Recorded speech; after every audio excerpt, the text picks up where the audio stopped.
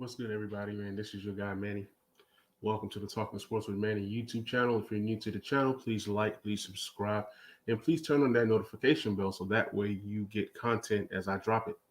Now, before my guest gets on, I'm checking out this ATL versus Bucks game, and ATL looks good, man. I'm surprised that ATL is keeping this game close. What up, Peter? Man, we got Peter in the building, man. What's good, man? Can't wait to link up with you soon and drop some content. Yeah, man, I'm checking out this ATL versus Bucks game, and it's wild, man. Trey Young is going bananas right now. Like, I can't believe what I'm seeing. I think he has close to 40 points. Let me check his point total real quick. What's good, everybody, man? Welcome to the stream. Welcome to the stream. Show will be getting started soon. We'll be talking fantasy football on this episode. We're talking four specific teams and four specific teams backfield. It's going to be the Rams, Washington football team, the Denver Broncos, and the Jets. And we're going to talk about the backfield and how it pertains to fantasy football. You know, whether we're doing the zero RB rule or Dynasty or IDP. What's good, Time Out Sports, man? What's good with you, man? He says Collins is a stud. I think they will let him go to the Spurs. I mean, you think that they'll let him go and the Spurs should grab him. Yeah, man, I like Collins a lot, man. But we all know that ATL cannot afford to keep Collins. So it just seems like Collins is as good as gone. And the Spurs is a perfect fit for him. But my question to you, Time Out, is if Collins goes to the Spurs, who are the Spurs going to get rid of? Because obviously – money has to work. What up, T-Hole, man? What's good, man? I'm doing great, man. Welcome to the stream. We're talking a little fantasy football tonight. Hope you guys are down for some fantasy football because, I've been doing a Redskins stream the last, I'll say, 10 weeks or so. So today's going to be a little different, just a little different vibe, but you guys are almost more than welcome to drop your, comments, and I'll make sure I get everything on the screen. We are going to be talking a little bit of Antonio Gibson tonight. So for my Washington football fans, we are definitely going to be talking Antonio Gibson. Says, I think they will let White go. Yeah, man, because White is a free agent, right? And White's going to get paid. Somebody's going to pay White some serious money. So yeah, I can definitely see a White for Collins swap. Spurs definitely need a big, especially a power forward that can go with their center Podol. So, oh man, Drew Holiday is going ham this game. About time. Took Drew Holiday a while. Says, who should the Wiz target for head coach position? I would love to see Jason Kidd, but I don't know how the Jason Kidd and Russell Westbrook thing mesh. I don't know how those two work. The Celtics just got Emma Udoka, and that was a pretty good pickup. That was somebody who I felt the Wizards should have, grabbed. But, I don't know what the Wizards are going to do in terms of getting a new head coach. There's plenty guys out there. I mean, there's a guy that got fired from the Blazers, Terry. He's available.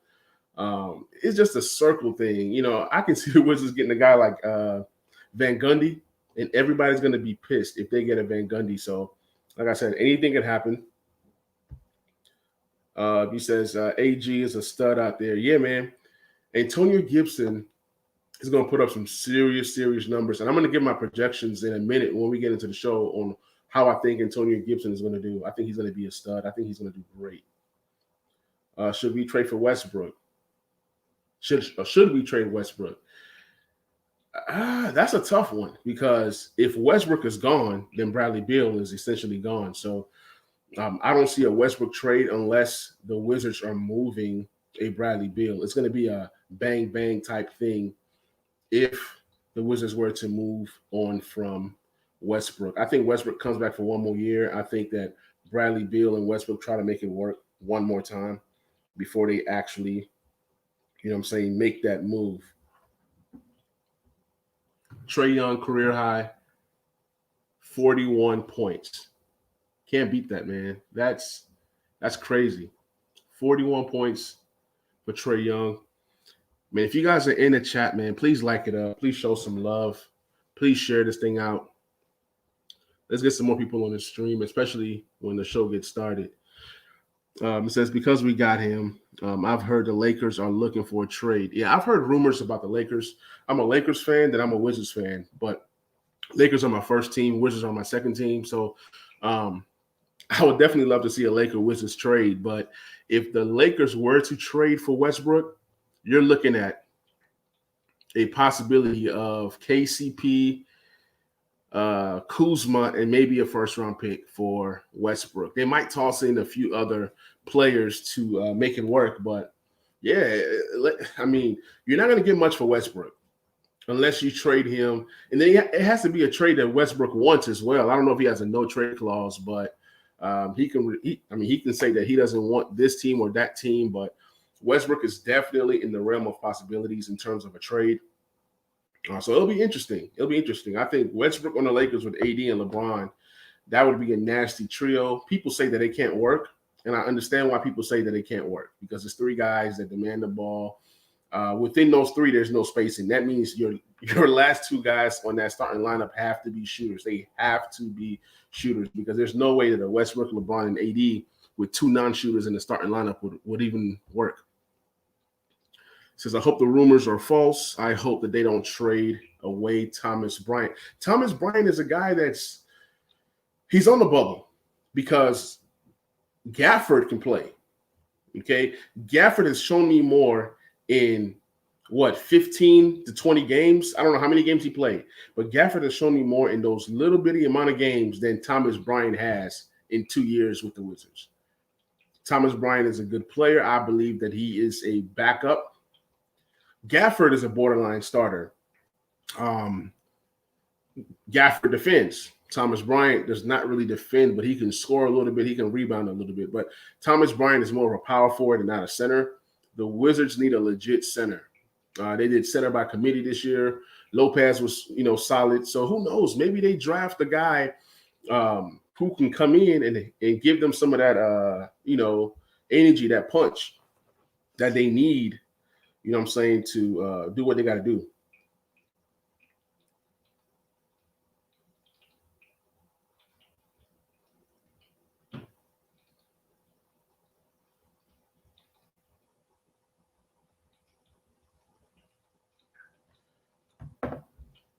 Let me see.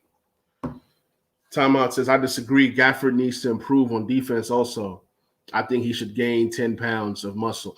I give you that. I guess the reason why I would say that Gafford is a better defender than Thomas is that at least Gafford offers you shot blocking. I mean, you can put the numbers side by side. I've seen a lot of the games. I'm pretty sure you have too. But I just like what Gafford offers more than Thomas Bryant. I think that they both are bench players. You know what I'm saying? I think both guys are energy guys, but with two different skill sets. But I don't think neither one right now is a legit starting center. What do you think, Timeout? All right, T-Ho says, did the Nets – I guess you're trying to say the Nets got eliminated. I know Blake Griffin has wasted his time going to the Nets. I mean, I don't think Blake Griffin wasted his time going to the Nets. He actually played well for the Nets. The Nets should try to bring him back, but I only feel like they can offer him the mid-level exception. That's pretty much all the money they'll have to retain a Blake Griffin or a vet minimum. But I don't see Blake Griffin returning for a vet minimum pay. So, it's just one of those things. Just one of those things where, it can go either way. It can go either way, most definitely.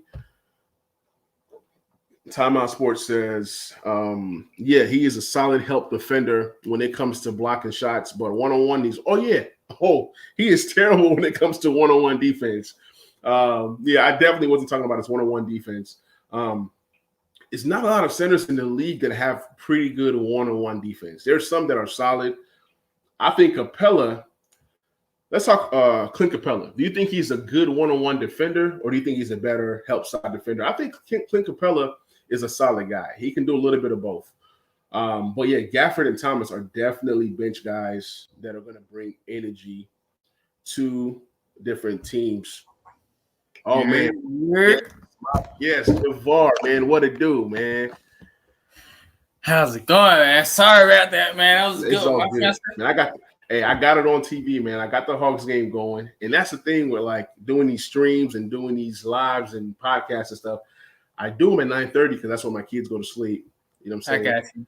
But then at the same time, it's a lot of good games going on in the playoffs. I mean, right now you got the Bucks 111, ATL 110.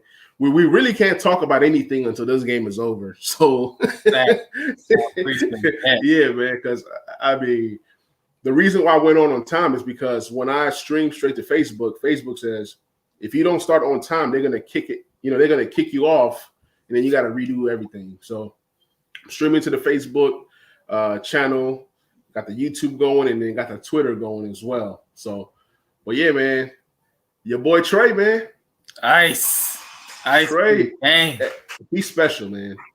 I love it. I've been saying it since day one, since the trade. I was like, Cam Reddish, we trade up, right. How we do the trade with Dallas and everything. But I was like, man, he can shoot like Steph. He can pass a little better, and he can create a little better one-on-one. Right. And I was like, man, he's the real deal. He's the real deal. And I'm not gonna lie, when that trade happened, when y'all traded up to, essentially not get Luka and pretty much win and got traded. I think you got traded back, right? You got traded back for basically Cam Reddish because we traded first. And it was smart. Yeah. At first, I was thinking ATL lost that trade by a lot, but this guy is just as special as Luka. It's time to start giving Trey that same respect that Luka is getting. And we're seeing it. Like, we're seeing a superstar being born in year 3, never been to the playoffs, gets into the playoffs, and he's just damaging everybody. He's damaging everybody, man. Hey, look at that. Can't be guarded. Look at that. So, Wizards fan, T-Ho says, should the Wizards go after Kawhi Leonard? They can, but they don't got the assets to get a Kawhi. They're going to want a Bradley Beal. Westbrook is not enough to get a Kawhi Leonard. I don't think the Wizards have the assets to get a Kawhi. Yeah. My guy Timeout says Capella is solid at both unless he's playing Embiid. We were talking about Capella, talking about is he a better one-on-one defender or is he a better help side defender? He says he does a little bit of both. And I respect that. I agree. Because there's sometimes when Capella, he'll get killed by the bigger centers, like the Jokic and the Embiids, and it's not that many big centers in the league. But Capella holds his own. I think when you guys made that trade for Capella, a lot of people laughed. At the time, It was like ATL was a rebuilding team. Why trade for Capella? And it's like everything just worked out. Y'all got Gallo in free agency, traded for Lou Williams at the end of the, you know what I'm saying? So it's just like everything just worked. And this team, if ATL wins this game, this can go 7, and it goes in ATL's favor. Like, I thought it was Bucks in 6, Bucks in 5, but Trey's making me a believer, man. Can't nobody guard Trey. Once I seen, Philly, they had 3 Pro Bowlers trying to guard Trey, and they couldn't stop him. I was like, he's unguardable. Can't guard Trey. Yes, sir. You're gonna go from ice Trey to game to can't guard Trey because yes, sir. And then and back to Capella, that was a huge pickup. The way that NBA is going today, you need your 5 to be able to guard basically 2 through the 5. And with Capella, he can kind of do that, with switching, and he's slimmer and a great energy, guys, and that's what you need along with Trey. So I love that pickup. Hey, man, I'm loving y'all's team. Something just happened. I guess Milwaukee missed a shot. Trey going to the line, that's ice. That's game. ATL won 1-0. Oh, man, I'm behind the stream. I'm on the phone real quick, but yeah, dude shot an air ball, Cunnington, and then ATL got the rebound in Trey's hands. They foul him going to the free throw line. But T-Ho was talking about who's the best center for the Lakers. Right now is Marc Gasol, and I think Drummond is not coming back. I don't see Drummond taking a vet minimum to come back to the Lakers. Timeout says he can't shoot like Steph, but that's not close. I mean, yeah, he can't shoot like Steph, but if he improves his 3-point percentage, then hey, he can score though. This boy can score. I mean, he don't. I mean, okay. I was just comparing him to Steph. Of course, he's not the the best. Right. I compare him to Steph to Reggie Miller. So of course he's not the best 3-point shooter in the game. But I'm just saying, all around game. That's who Trey reminded me of, kind of coming out of college. Right. And who can pass well and shoot well. That's what reminded me of him, of Curry. I compare him to Steph from the simple fact that this guy has like unlimited range. This guy's pulling from anywhere, and it's just year 3. Steph didn't really explode to what, year 5, 6, 7? I can't even remember. It was like 4 or something, I think. Oh, it didn't take that long, did it? It took that long? Well, he kept getting injured. Hey, he kept getting injured. Facts. I remember the first 2 years it was the question. So 1 year they got into the finals, and it was like Steph. But it took him a while. Like, I don't think it was like anything like Trey right now. But yeah, Trey, guy is special, man. The guy is special. That's all I can say, man. I'm liking what I'm seeing out of him. And hey, this guy says the Nationals. T-Ho said the Nationals swept the Pirates and Phillies. Nats crushed the Phillies 13-12. Wow, that's a lot of. That's what you call a high-scoring game, right? It must be home runs, no pitching. Right. A whole bunch of grand slams. So yeah, as you can see, Javar, man, on this channel, man, I talk all sports. I love it, and I've been in the fantasy community, but folks are like, "Yo, Manny, when are you gonna do some fantasy stuff?" It's just been covering the Washington football team, which is my squad, and the channel has been growing just off of the Washington football fans. So really, the channel has changed into a Washington football channel because Washington fans are loyal, they support, and that's just kind of like how I've gotten to start streaming on YouTube. So we talk just about everything. But tonight's show, guys, I got my boy Javar in the building, man. One of the dopest fantasy analysts out there. He's my fantasy expert. I had to get him on the show now that I'm going to be restarting my fantasy segments and everything. So we got a lot to talk about tonight, Javar, man. We're going to talk about 4 specific backfields. We're going to talk about the Jets. We're going to talk about the Denver Broncos, the Rams, LQ squad. Then we're going to talk about the Washington football team. So, well, before we get started, man, tell the people a little bit about yourself, bro. Well, as he already announced, I'm Javar Henry. You can find me on Twitter at Javar in Session. I'm 1/3 of Fantasy in Session podcast. We're a podcast for the culture. A lot of people who listen to us say that we remind them of, like, kick back at the barbecue or you at the barbershop, and we get into arguments and well, not really arguments but debates, and we have strong debates and just crack jokes in there. But we're here for the culture, and just 2 years in the game, we give fantasy background. We try to stick to Dynasty, but we do some redraft when redraft come up, and we just try to help people find that value because we feel like finding that value in your fantasy drafts help you win throughout the season. So we just try to help people find that value. Absolutely. T-Ho just asked, is Jarrett Patterson going to make the 53?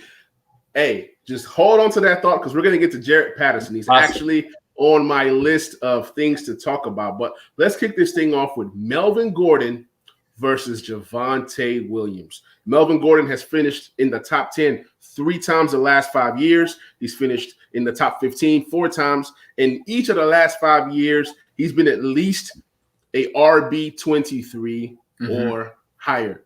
So Melvin Gordon, man, here's the question. Do you fade Melvin Gordon? A lot of people are fading Melvin Gordon, and I don't understand why they faded Melvin Gordon. They're crazy. To me, we've seen Melvin Gordon play with all kinds of running backs as that, main guy, and then he has that Lindsey or Eckler or whoever. But every year he's always in that top 10 or top 15 category.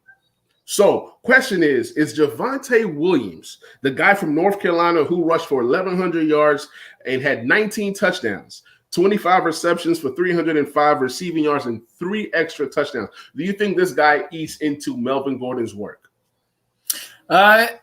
More so, in the back end of the season, you know, there's a lot of hype right now. Now, if the hype keep building and we see in preseason, it's possible he can just take over now.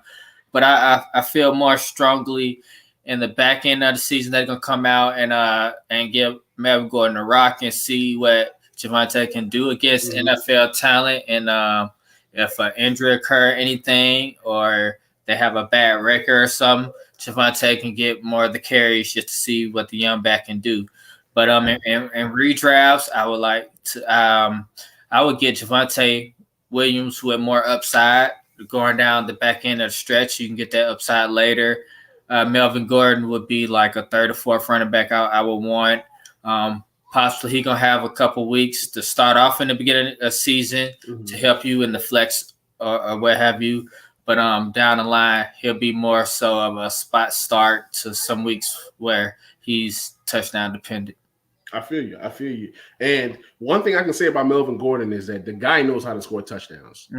I mean, not only that, in PPR, I've been a Melvin Gordon fan because he's always going to give you receptions. And he's going to give you 40 receptions or more. Congratulations to your ATL Hawks. They just won the game 116-113. The ATL Hawks take game 1 of the Eastern Conference Finals. I'm in total shock right now. I can't wait for game 2. Hey. I might stream live for game 2. But Atlanta. Hey. ATL, man. Yeah, I live in Nashville, so I'm like, you know, just a few. I'm right down the street, man. Okay. I'm Nashville. And well, if you're ever in Nashville, bro, hit me up, man. Hit me up for sure. Yes, sir. So, yeah, man, Melvin Gordon. The reason why I like Melvin Gordon a lot is that when it comes to PPR, he's always getting receptions. And any back that gets 40 receptions or more just bodes well. That kind of puts you into that top 15 category. You know what I'm saying? And then, like you said, he is a touchdown machine. He's touchdown dependent a lot. And he did it last year. Just when you think that Melvin Gordon was done, Melvin Gordon went on a nice little late run for touchdowns towards the end of the season. So I do like Melvin Gordon a lot. Fact or fiction? Is Melvin Gordon going to finish in the top 15 this year? I don't like it. I don't think he's gonna be able to score a lot. I think he's gonna split. It's all depending on a touchdown the owner. I think it's gonna be more of a closer of a even split, or like a 60-40 or something like that. Right. And that's gonna hurt him. And quarterback play too. They're gonna be turning over the ball. True. It's not going to be too much excitement. And so, yeah. But if it's Teddy Bridgewater, Mr. Checkdown, he can throw the ball. Teddy can throw the ball. Teddy last year proved to me that he can throw the ball. And in fantasy, we just care about stats. But in real life, I don't know the real life impact of this Denver Broncos offense. But I believe that if Teddy Bridgewater is the quarterback, he's going to get Melvin Gordon the ball a lot for those dump offs. I'm not saying an Alvin Kamara type, season, in terms of receiving the ball. But if Teddy, my bold prediction is if Teddy Bridgewater is the quarterback, Melvin Gordon will have over 50 receptions. I got him around like 49. I got him right at 49. That's like my rank is right now. That's funny. I got him right at 49 with Williams getting like 27 or so, close to 30. So I take that right at 49. I take the over on that, especially with Teddy playing some check downs. Right. And like you said, but if when it comes to this backfield, once after Myles Gaskin goes in the draft, then I may be more so looking at this backfield. I feel you. And there's a reason why I chose this backfield. I chose 2 rookies, then I chose 2 sophomores. So let's get into the next backfield. I have the Jets. That's a ugly, nasty backfield. But for those who play the 0 running back strategy, if you go a receiver in redraft, you might end up with a Tevin Coleman or a Ty Johnson super late, or a Michael Carter. Now, Michael Carter he was a dog too in North Carolina. Mm-hmm. You know what I'm saying? And we got Pork Man in the building, man. Pork Man said, "What up?" That's the man. Yeah. That's my man. That's my guy right there, man. Much That's love. my guy. Yes, sir. So Michael Carter, right, had 1,200 yards rushing. So really, he had more rushing yards than Javante, but Javante had more touchdowns. Michael Carter had 9 touchdowns and 25 receptions for 267 yards, 2 extra touchdowns. Now, everybody knows Porkman and his greasy takes. He loves Michael Carter. Porkman is a Michael Carter guy. But do you think that Michael Carter can run away with the starting position or the bulk of the carries in this backfield that features Tevin Coleman, who was ultra trash last year, injury or not? Like, I can even pull up his stats. I went to pull up his stats, and I said, I'm not reporting these stats. These are trash. He might not even make the 53, to be honest. Then you got Ty Johnson, who had a good week 13, 22 carries, 104 yards, and a touchdown. Then he had 2 receptions, 13 yards. So he had 19.7 fantasy points in PPR in week 13. And in week 15, he had that game where he had the 6 receptions and the receiving touchdown, 3 carries, 16 yards, had the 17 fantasy points. So, Ty Johnson has shown us more promise than Tevin Coleman has in a year and a half. Right. So really, scratch Coleman unless, maybe you maybe you know something that I don't. But talk to me about this backfield and how you see this thing shaking out. I mean, right now, Michael Carter is the guy to get with the upside, man. Like you said, Tevin Coleman, everywhere he's been beat out by somebody else. Right. He had a role, but he was beat out by Davante Freeman. Then he go to the 49ers to connect with the head coach once again to play the Tevin Coleman role and get beat out by Raheem Mostert. So once again, the story should continue. He should go to a new team to get beat out. And this time it's going to be a new shiny toy and Michael Carter, because no other running back has displayed any ability to hold on to be the main guy in the backfield. So yes, of course, I like Michael Carter shares late. He has great upside there. Especially at his ADP, being he's going to be your 3rd or 4th running back, hopefully, unless you go 0 running back. But yeah, I'm loving Michael Carter at his value. He's going to be some value for someone if he's able to hold down the running back 1 for the Jets. So I know, like in rookie drafts, Michael Carter's going like 2nd round. And he's actually rising, because if you have a team, if it's like year 2, year 3, and you have a team and your team is sorry, Michael Carter, if you need a running back, he's going in the 1st round in some drafts. I've seen some wild things happen. So yeah, he's going he's been the 5th running back selected in most drafts. But after training camp and preseason, when they start to say this guy's going to be the starter and people are doing startups as the season progresses or is about to start, you're going to see Michael Carter start to rise more. Right. I've seen, of course, Javante. I've seen, Najee, Etienne. I've seen Sermon go before Carter, and you can kind of understand why Sermon is going before Carter, because the better offense and the system and, Dynasty. Speaking of Dynasty. So and the current injury to Wilson Jr. Exactly.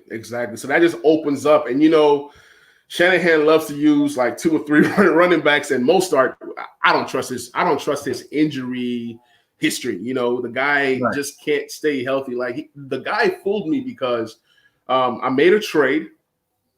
I'm kind of sad to talk about this trade. It was like after week 1. Okay, Mostert was showing me something. Right, he did it again in week 2. I think it was week 2. So he had 2 amazing games. I traded Derrick Henry for Mostert. Now, this is redraft. It's redraft. It's not Dynasty. Okay. Yeah, so I traded Derrick Henry for Mostert and Mike Evans. So it wasn't a terrible trade, because Mike Evans was I think he was top 12. Yeah. So it worked out for me in a sense, but, man, it's Derrick Henry, man. Derrick Henry was Derrick Henry. So you see, yeah, man. This is a this league that I'm in is a crazy league. It's a big money league, but the quarterbacks get the souped up points, right? So it's really a super flex league where the quarterbacks carry everything. And then I was thinking that Henry was just going to be a nice RB1, but I needed a guy that can catch. Look, Mostert fooled me. To cut the long story short, Mostert fooled me. After 2 weeks, I thought he was going to be that dude. I was like, I was like, Mike Evans plus Mostert equals Henry and then some, and then Henry runs for 2,000 yards. But the funny thing is, I didn't make the playoffs. The dude that I traded this guy to, he didn't make the playoffs either. So I don't feel bad. It just didn't, injuries. I had Miles, like last year was the year to not have running backs. Miles Sanders went down. Mostert went down. I mean, quarterbacks too, hell. Quarterbacks too, you know what I'm saying? So it was a wild year to where let's go ahead and skip to Washington because with COVID too made it even wild. Exactly. Where you had Antonio Gibson, and Antonio Gibson was RB13.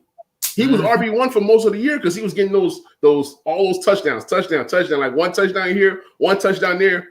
You look at it, you're like, Gibson's a top 5 running back right now during the season. And then J.D. McKissick, he had some some RB1 finishes. Last year he finished RB17. So in the leagues that I went 0 running back, like the league that Pork Chop was in there with me, Pork Man. Chop. I said Pork Chop. My bad, Pork Man. Pork Man. Yeah, he was in the league with me, and I beat him in that league. He had a stacked team. It was a full out IDP league, and I'm talking about we had like a 4-3. I got you. Like full out IDP. It was like a 30-something round draft, and I went 0 running backs. I went and got all my wide receivers. He said I like Pork Chops too. I can't stand this guy. Man. That's my guy, man. That's my guy. One of my best friends, man. But so J.D. McKissick finished RB17. I had plenty teams where I had stacked wide receivers and J.D. McKissick. Or, like some of these, nobody's like Jamal Williams. He stepped in last year. I had a league where I was just rotating running backs. I was just picking up the handcuffs, and they carried me to the championship in 2 leagues. So I had the league I won a championship in. I had Miles Sanders and Joe Mixon. I was playing the backup Boston Scott and Gino Bernard. Playing both of their backup, and I still won the ship. Yeah, so McKissick. Yeah. So last year was the year, like if you didn't have running backs, you could have made out okay if you picked up some of these backups, because these backups carried me. I remember one league I had Gio, I had Jamal, I had McKissick, I had you name the handcuff I had Madison for that one game that he was a dud. You know what I'm saying? I had everybody, but yeah, J.D. McKissick finished RB17, and what I liked about J.D. McKissick was that he was a PPR monster, and having Alex Smith, he was his best friend. You know what I'm saying? And Pork Chop just made how do I keep saying Pork Chop? Pork Man. I'm going to just say Pork. So Pork said Mike Davis was clutch. Mike Davis was clutch. That's another guy that helped me win some championships as well. He was an RB1. He was an RB1 most of the season. And if you had McCaffrey and didn't have Mike Davis, you was pretty much crying. You know what I'm saying? Because Mike Davis was that dude. But J.D. McKissick was number 2 in PPR receptions. I think he had 80 receptions, and Kamara had 81. So that's really what J.D. McKissick pretty much did. You know what I'm saying? I mean, he had 85 carries, 365 yards, a touchdown, but 80 receptions for 589 yards, 2 touchdowns. That's where he made his money. My question for you, when you look at this Washington backfield, first question I have for you, do you think that J.D. McKissick can finish as a RB20 or higher this year? Nah, I'm not really buying into it, especially since they came out and said they want to get Gibson more receptions. Now, if we get in the season and McKissick is getting around 5 receptions per game or so, then it's a possibility. But at this point, I don't think so. I think a signing of Curtis Samuels kind of hurt his stock of running out playing a slot too. So and then they said Antonio Gibson, they want to get him more involved in the passing games. That hurt his stock as well. But as far as a handcuff and a guy that should be a decent flex play some weeks, you can plug in. He's still a valuable guy to have on your bench or somebody to look into. But he definitely took a hit when they signed Curtis Samuels. That's why I feel like hurt his stock the worst when they signed Curtis Samuels. Right. Hey, man, you said it perfectly because JD was in the slot. You know, he was just doing a lot of different things. And also without Alex Smith, and we don't even know what a Ryan Fitzpatrick to a running back looks like. You know what I'm saying? I think the last time that happened might have been, I don't know if he played with Shady. I can't even remember a top running back that Fitzpatrick has played with. So I don't even trust that connection between those two guys. Now, Antonio Gibson finished last year as the RB13. He had 170 carries for just under 800 yards, 11 touchdowns, 36 receptions for 247 yards. Now, I want you to project an Antonio Gibson type workload / projection of stats. Because I don't want to talk too much because I'm a Washington fan. So I want to, get opinions of others so that I make sure that I'm not crazy when I'm making my projections being a fan. As far as going, the backfield is kind of slim right now.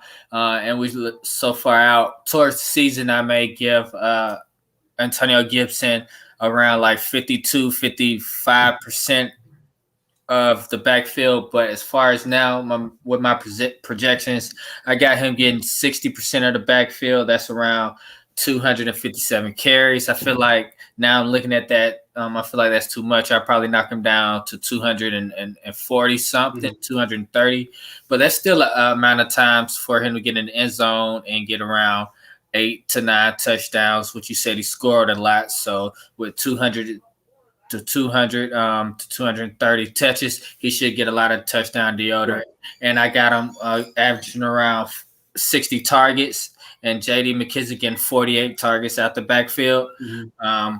But I just believe with Washington has a great defense, so they're going to stop the ball, they're going to get turnovers, and they're going to get a lot of chances to score, and they're going to do that by just running the football because they're going to be up some games and they're just going to run the football, and Antonio is just going to eat there. We've seen he's a great runner of the football. Right. He's a great talent, and he's the best talent out of the backfield. So I believe he's going to get most of the usage out of the backfield. We've seen Ron Rivera, he focuses on one guy out the backfield, as we see, and I believe that's going to be Gibson with some breaks of J.D. McKissic. But that's why I'm at with it. I love Gibson.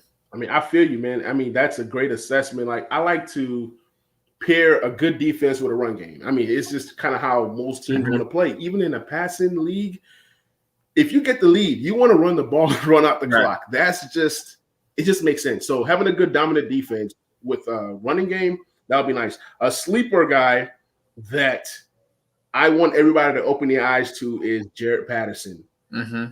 Especially in Dynasty. I get it. Look, I have Jaret Patterson shares all over. I've been grabbing this guy in the 5th round of rookie drafts. I've been getting them off the waivers.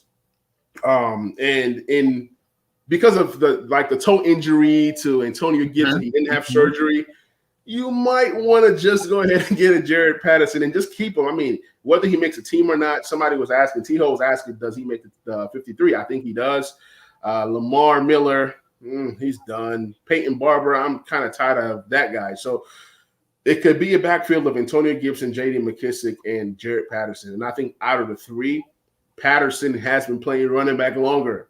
Even though the Gibson is more talented and has more upside, I mean, Patterson, they say he's smaller, but I like the way he runs. What is your take on Jaret Patterson? I like it. Like you said, he's been a running back longer than those guys that are running backs for the football team. And right. That's a great take there. And I feel like McKissic was more a wide receiver out of the backfield when they're more of a gadget play. You knew he was in there to catch the ball, not really run the ball. So I could see if he comes in and put in some great work, and you name some vets that are on the back end of their career. So it's a great chance he can outplay these guys and somebody to watch out for in Dynasty. I've seen his names in a lot of waiver wire on my leagues. and I think I might have to pick him up now that you. Yeah, man. Hey, it's just one of those guys that you gotta just keep an eye on. I'm not saying he becomes a next James Robinson, but if an injury does go down, I'm telling you, he's gonna get way more carries than J.D. McKissic. Last year when Antonio Gibson went down, we tried with J.D. McKissic, man. J.D. McKissic gave us all he had, and the sad part was that Peyton Barber was more of a short, distance guy, so he couldn't even really give us anything. Pork says Patterson knows how to run, but lacks the burst through the hole. I think I heard your podcast, and you was kind of down on Patterson, and it's okay. Pork is usually down on Washington football running backs anyways. I mean, he had beef with Antonio Gibson on Twitter, so that was pretty cool to see the back and forth between Pork and Antonio Gibson. So, but he does say great backup. So, yeah. So the last backfield that I want to talk about is the Rams. And LQ, if you're listening, I'm a big Cam Akers fan.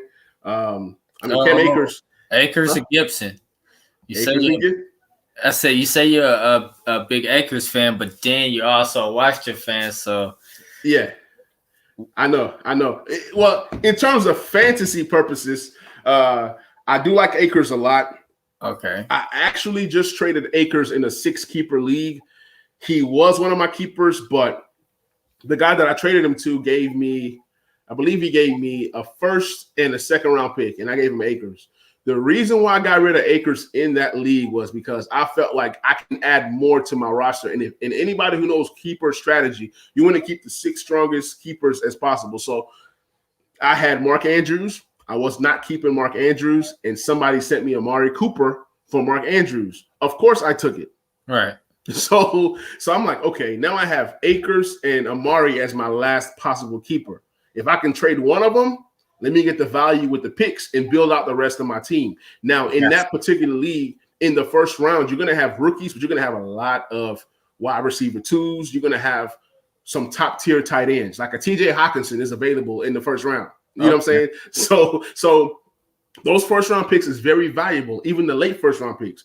If I don't get a TJ Hawkinson, I can get a Javante Williams, stash. You know what I'm saying? I can get a Michael Carter, stash. And I have 2 first-round picks, 2 second-round picks.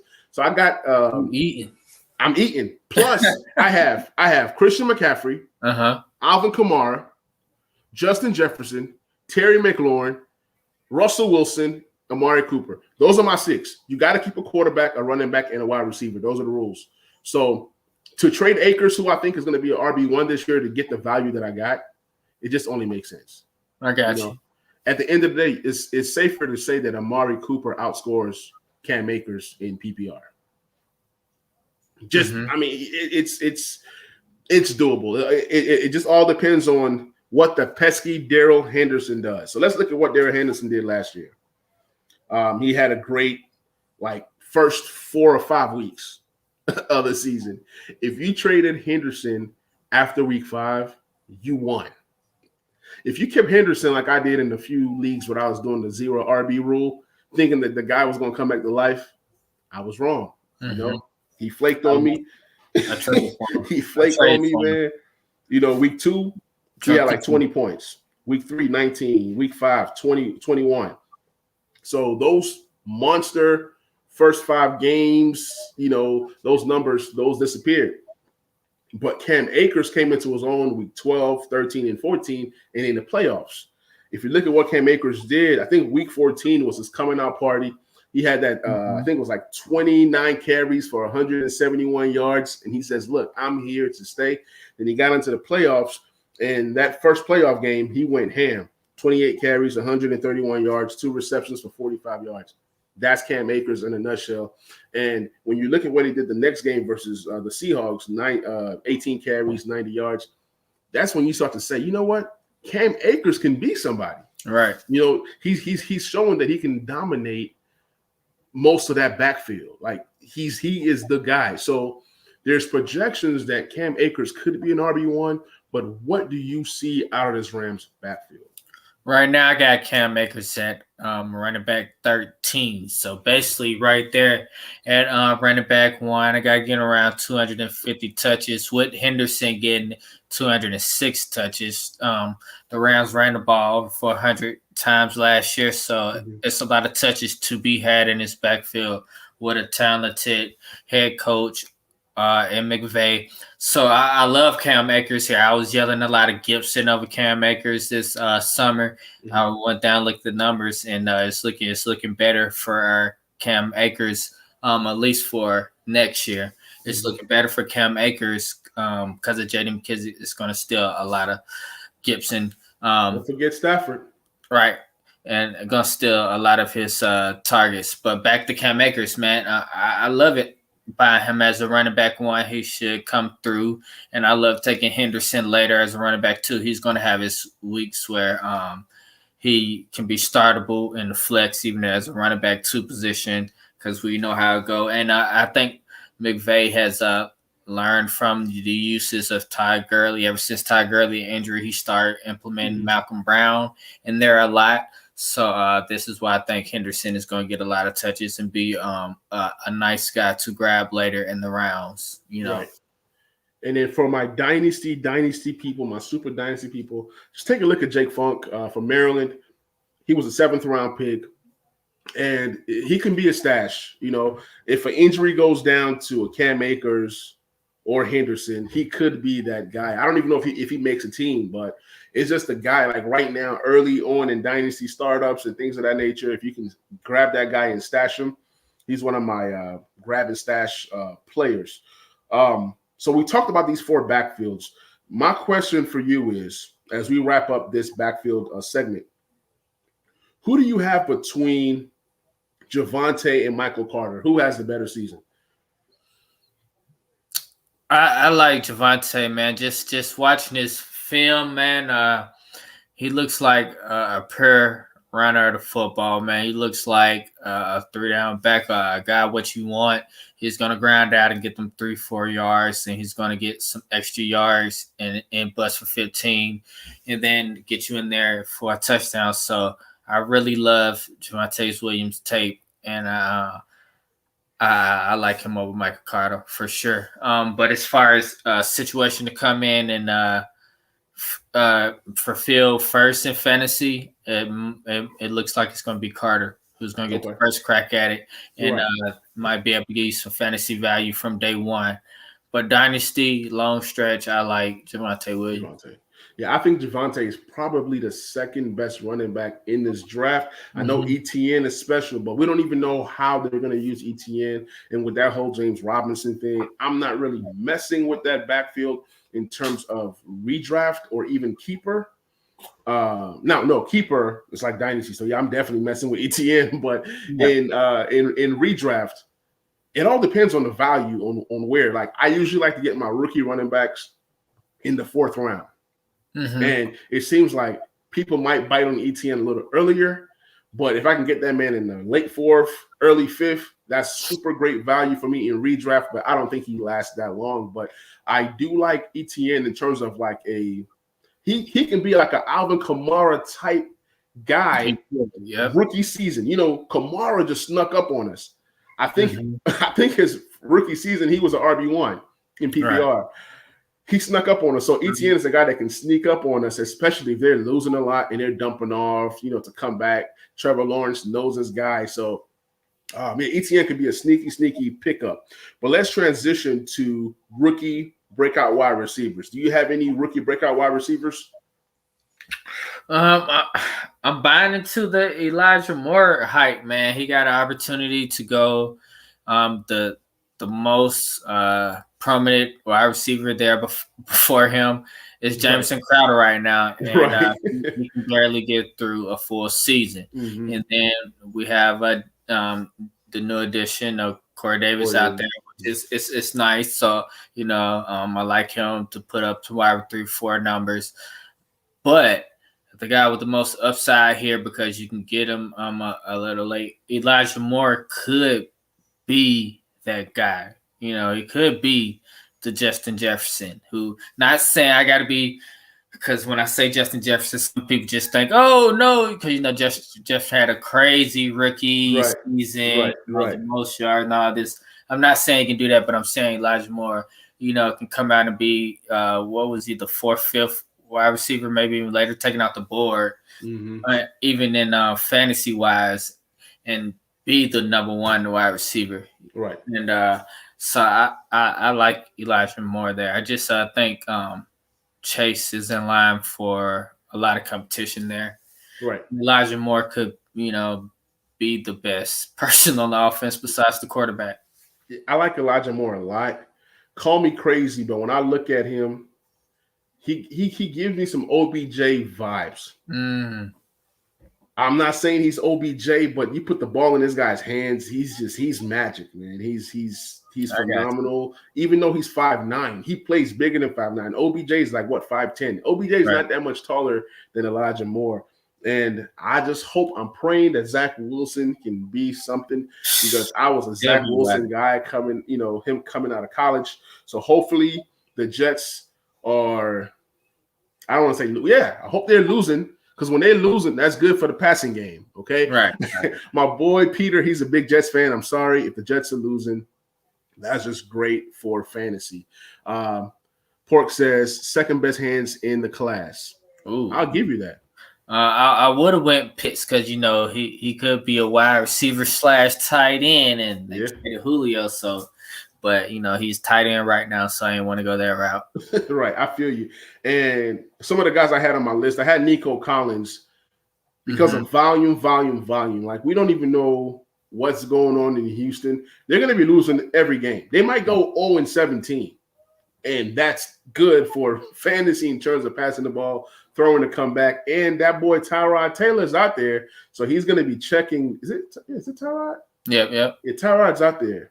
Yep, he's quarterback now. Yeah. Okay, my bad. Teddy Bridgewater and Tyrod. Look, sometimes they want to play the same. Sometimes, hey, that's why I was like, I had to pause. Yeah. I was like, did I just say Tyrod was in this other team? And I was like, oh no, that's Teddy Bridgewater. His twin brother. Yeah, his twin brother.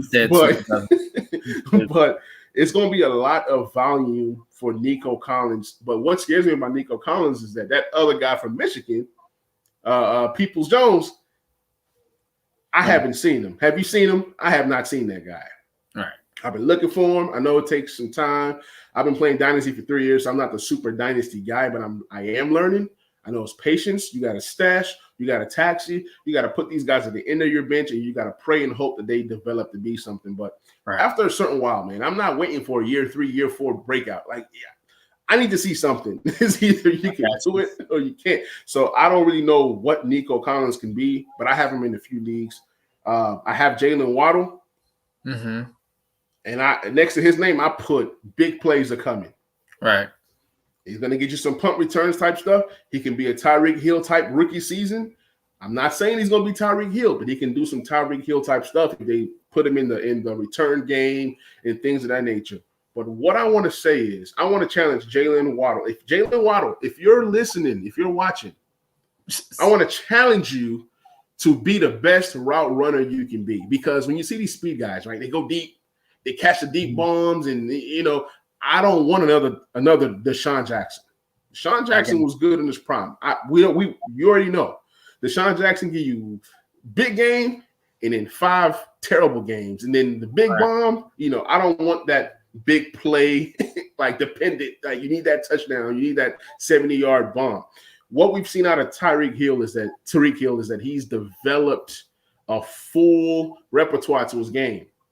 Mm-hmm. And when I think Jalen Waddle, I look at his brother, Henry Ruggs, who came out and he had all his hype.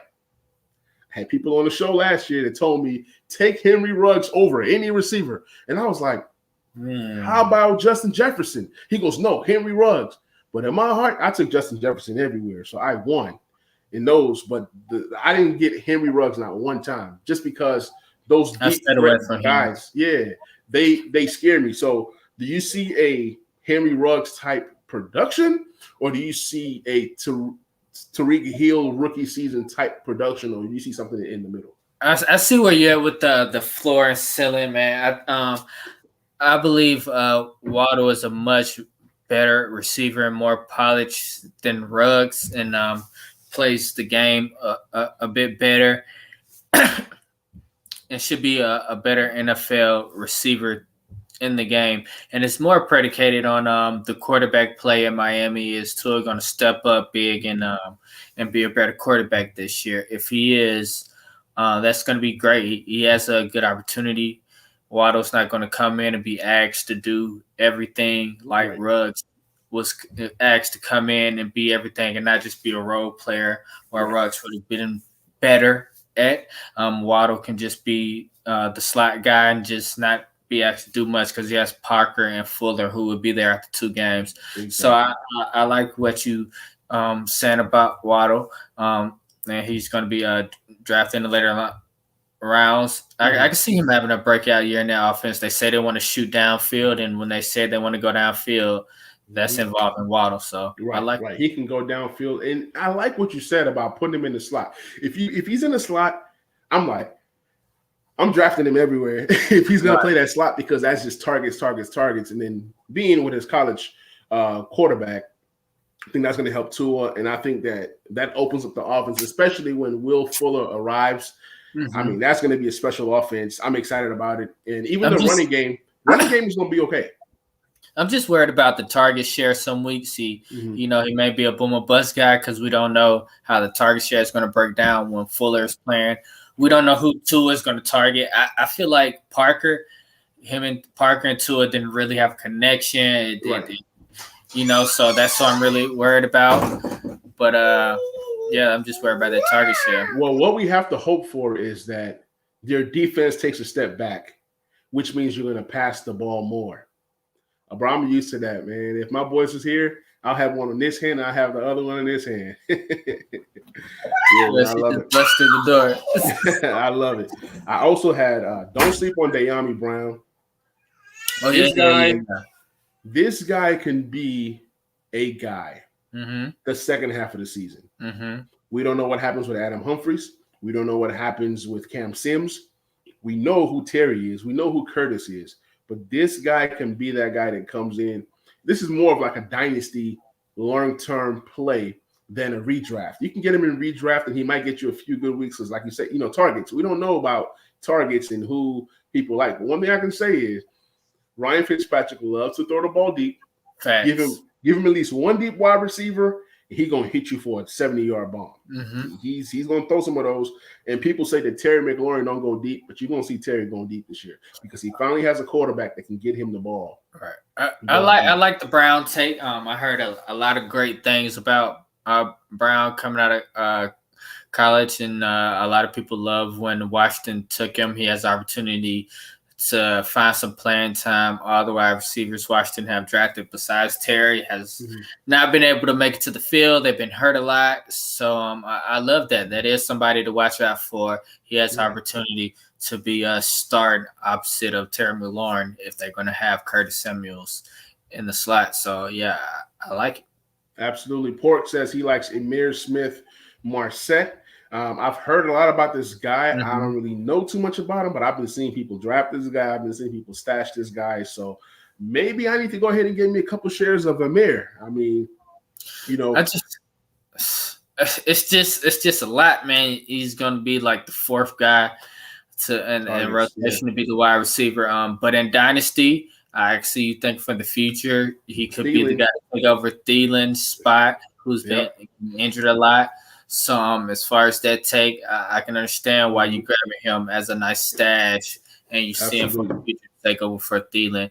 But it's just until Thielen is gone, he's just in the back of the line on a team that really doesn't pass a lot. Right. I mean, hey, Pork, man, we get you, man. A lot of stuff we talk about is going to be dynasty purposes anyway. It's all good, man. Like I'm all Dynasty. I love Dynasty. I did Dynasty 2 years ago. And it's like I don't even want to do redraft unless it's like a huge charity league or something. Yeah, I just pick the Dynasty now, man. I love Dynasty way more than redraft. Dynasty is just if you know what you're doing, you can have a killer team, and it gets nasty. So just real quick, I was in a startup league with Steffi Smalls. She invited me to the league, and it was a startup. It was a tight end premium league, super flex. I got you. Four flex spots. So we're talking about a deep starting roster, 3 starting wide receivers, 2 starting running backs, 4 flexes, 1 tight end. And I took CMC, pick number 2 overall, as I believe it was, or pick number 3 overall, because they went quarterback. Then I took Derrick Henry on the back end. I don't know how that happened. I took Derrick Henry while everybody was taking all their quarterbacks and tight ends. I seen the Kelseys and the Kittles go in the first round. That's cool. You can have them. Now, this is a 2-point per reception league. So tight ends are very, very valuable. Like I said, I can have them. Then I went on a wide receiver run. Tariq Hill traded up to get Stephon Diggs, Michael Thomas, Jarvis Landry, a few Kenny Galladay. I mean, I got like some really solid wide receivers in my starting position. Then I didn't draft a quarterback until late. You're gonna laugh at my quarterbacks. And this draft was done before. This draft was done before free agency. It was done before the draft. So I messed up a lot in terms of the quarterbacks. I took Logan Thomas super late. They didn't do anything at tight end, so I won there at least. Right. Got some other sleeper tight ends like Coughlins and all these different guys.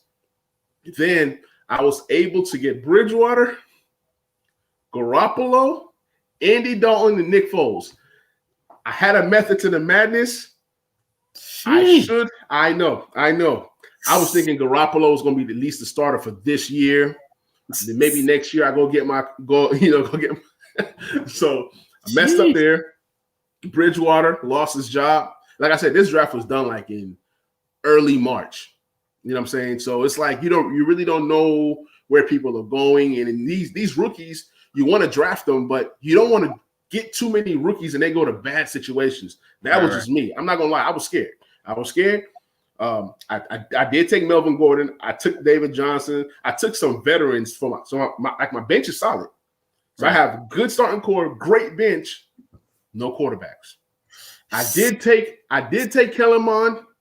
It's gonna be just grabbed them just to stash them. So now I got tons of picks, and I'm willing to trade a first round pick to get like a Derek Carr or whoever. Yeah, it's gonna be hard there. Yeah, but the thing is, I looked at everybody else's team. Nobody's team looks as good as mine. You get what I'm saying? So it's like it's some teams out there that have a running back or a wide receiver or a couple tight ends. Some people didn't even draft quarterbacks. I'm not the only team suffering from not having quarterbacks. So it's 12-man league. Should have grabbed better quarterbacks. I didn't, but I'm gonna play that waiver wire. I got every backup quarterback known to man, from Brissett to Mullins because the benches are deep. So I got about 8 backup quarterbacks. Somebody's gonna go down, and when they do, they're gonna try to holler at me for a second, third round pick. Now I don't want your picks, but yeah, that's what happened to me. My team is cold. I just don't have.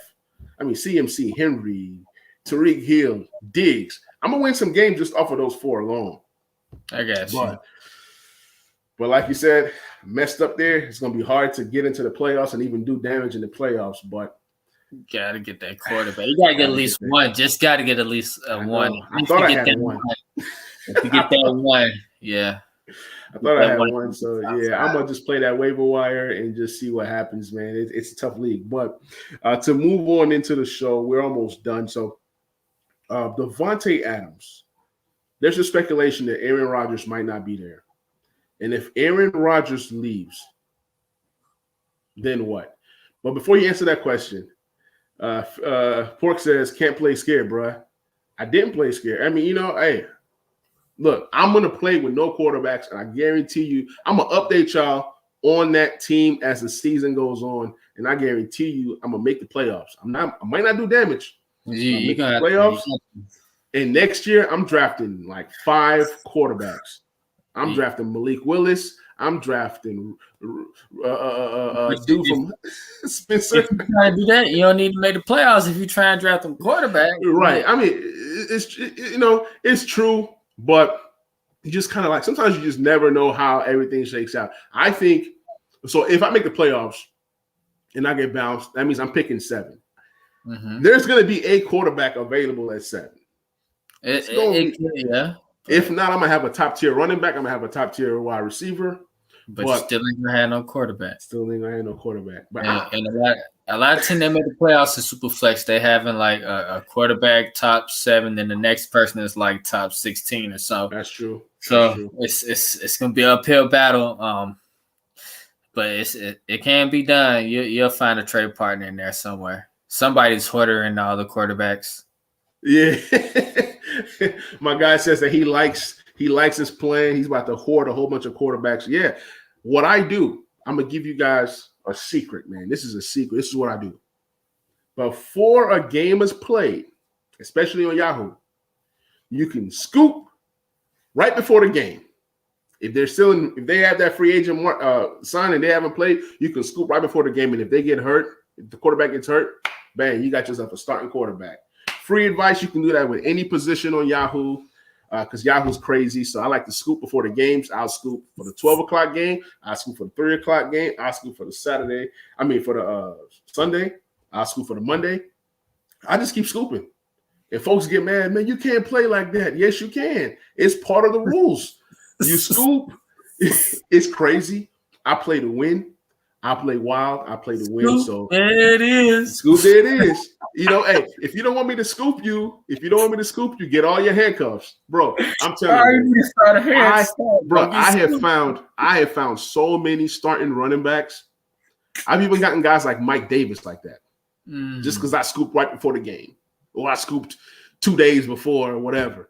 Oh, you made it through the whole game, Dalvin Cook. All right, Madison, you're off my team. Who am I going to scoop? Pollard. Zeke gets hurt. I got Pollard down for 2 games. Scooped that's how I was able to win last year because I was scooping all the backups. And once those guys get hurt, it's like, man, how do you do that? That's just a strategy. So that's what I plan to implement in that quarterback league. I'm going to scoop like crazy, and folks are going to be mad. Like when Andy Dalton became a starting quarterback the rest of the season, I won.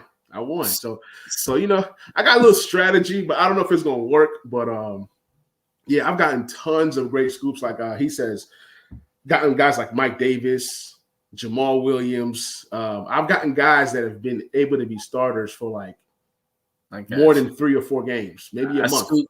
I scooped James Robinson, even traded a second for him in some leagues. So yeah, I last season scooped a couple James Robinson shares. So that was big ups right there. My biggest scoop was Philip Lindsay. I scooped him up real quick off free agency. That was crazy. I love that scoop. That's a win. Yeah. Sometimes you get these rookies that come in and nobody knows them, and then they just go off. I scooped Justin Jefferson in a lot of leagues last year. Claypool in a lot of leagues, and that's redraft keeper, so they weren't drafted. So Davante Adams. Big question is Aaron Rodgers leaving? Man, I don't know. How old is that guy? What, he's 38 or something like that? Yeah, and something.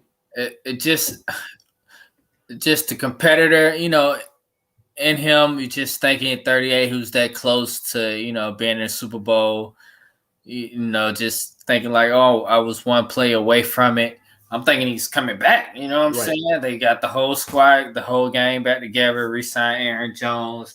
I don't know why, but whatever. That's another story for another day.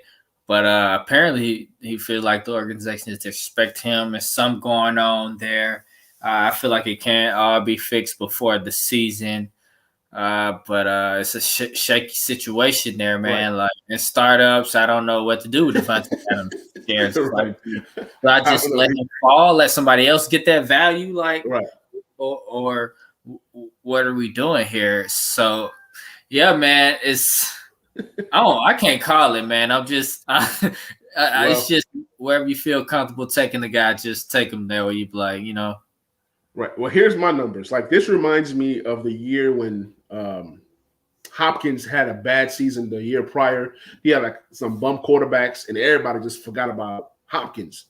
So that year, I was able to get Hopkins in the 4th round.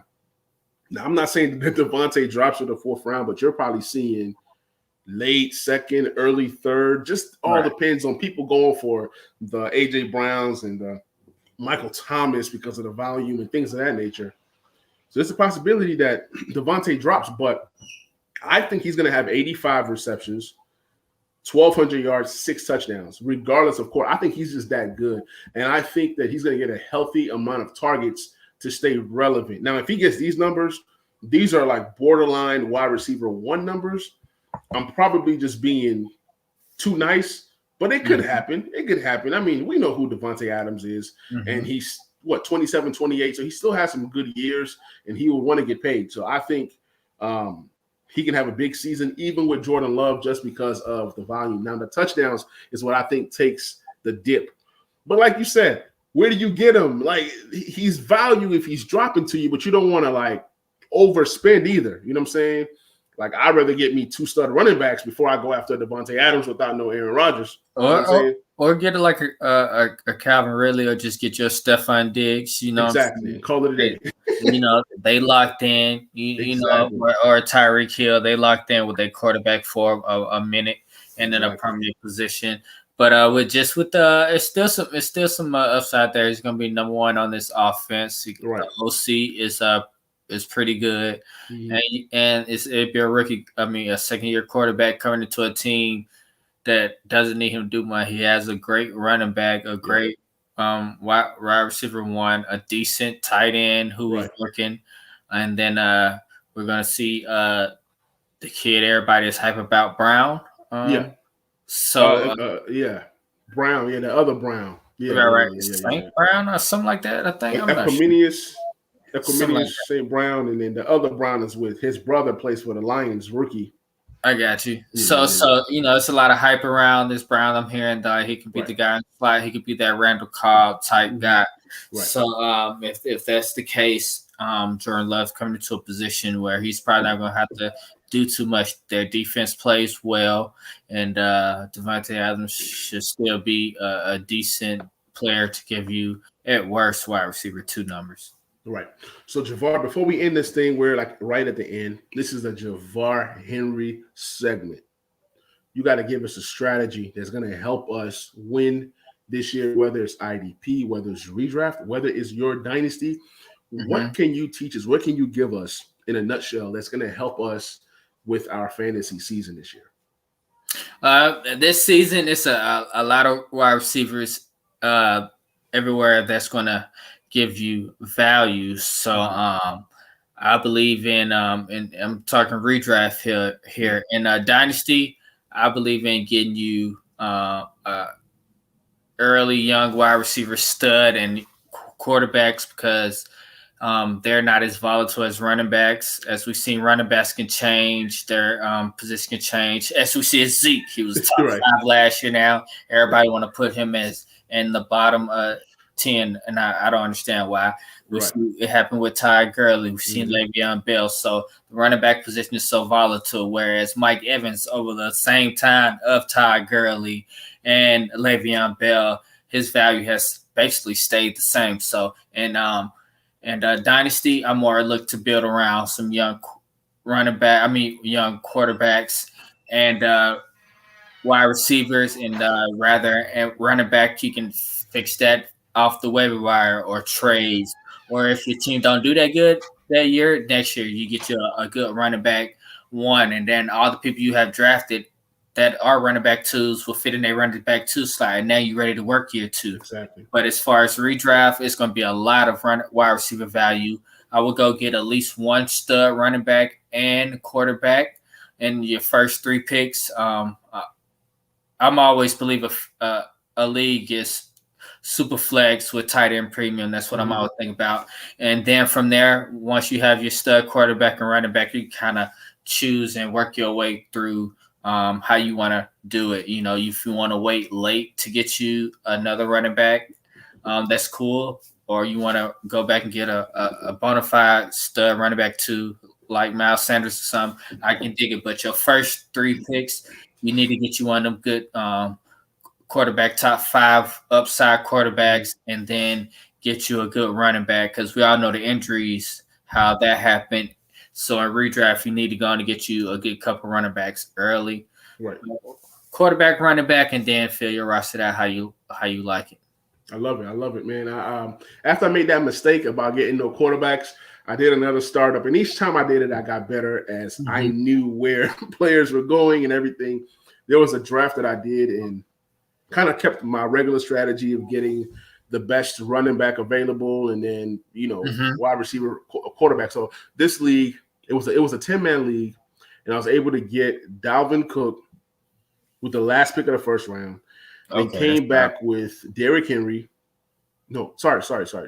I traded up to get Christian McCaffrey. Okay. Then I got Dalvin Cook as my RB2. Aaron Jones as my RB3. Got Melvin Gordon super late to be my RB4. Ended up drafting Trey Lance and Tua. I was not going to make the mistake of not. Okay. Now it's two guys that could be good, might not be good, but that's just what it is. So I took two young guys that have potential to be good. Then I took I took Garoppolo to pair with, Trey Lance. So that's locked up. Then I took Golf and some other depth pieces to have 4 or 5 quarterbacks. Ended up with Adam Thielen, and I think it was what's his name? Godwin. So Godwin and Thielen for my wide receivers. Took Brandon Ayuk a little later, so that solidifies my. So I went. The running backs just fell to me, and if I didn't trade up to get Christian McCaffrey, I would have had Dalvin Cook, Aaron Jones, Alvin Kamara, and Gibson. So pretty much Alvin Kamara and Gibson. So sometimes it's not good to trade up. That's all I'm saying. So I could have had 4 super stud running backs that could have been all RB1s, and it's flex, extra flex. So these extra flex leagues sometimes mess with strategies as well. But I do like your strategy of getting your super stud quarterback, getting a young stud wide receiver. I know a lot of guys went after the Titans' A.J. Brown, and now with Julio, at least for this season, those guys that went and grabbed him early are kind of sad, but in the long run, A.J. Brown is going to be that stud in the long run. But for this season, I still like him. He's not the wide receiver 1, but he's been efficient on limited touches already. And now they can't shade his way. He's going to get a lot of one-on-ones. Mm-hmm. That's true. That is true. We've seen Ridley. We've seen guys like Juju Smith-Schuster with AB. So sometimes you need these super stud wide receivers to open it up for these young up-and-coming stud guys. So, Javar, it's been an awesome show. Thank you so much for coming on, brother. Let the people know where they can find you on social media one more time. You can find me at Javar N letter N session on Twitter, and also I'm a podcast fantasy the letter N session on Twitter. We drop later in the week on Thursday, Friday. Just be looking out for us, and appreciate you for having me, man. This has been a good one.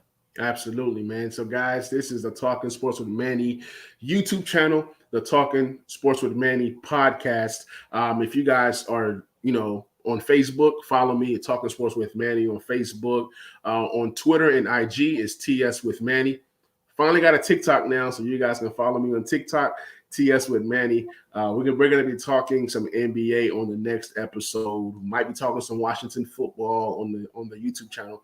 Got so much going on. So I appreciate you guys. Thank you guys so much for listening. Thank you guys for watching. And I will catch you guys on the next episode. And we are out.